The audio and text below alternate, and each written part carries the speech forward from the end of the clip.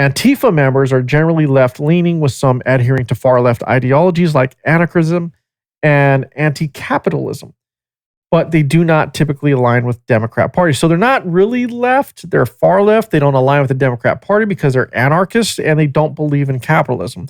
So they're basically anti-US government. That's what it sounds like.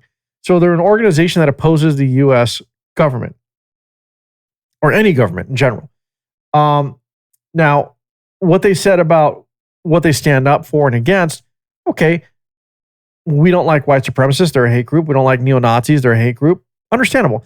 But the other forms of extremism does leave it up to interpretation, meaning at any given time, they can decide that you, because you go to church and you're a Christian, you are part of a form of extremism because they don't believe in religion and they don't like the Bible and they don't like Christians. So there's that.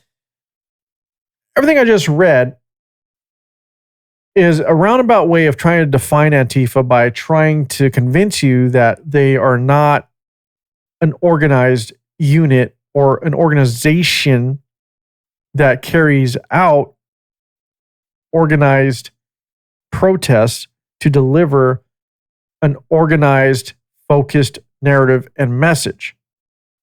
But it's made up of multiple groups that are all individual organizations that, again, as I said earlier, they all organize together to do organized things.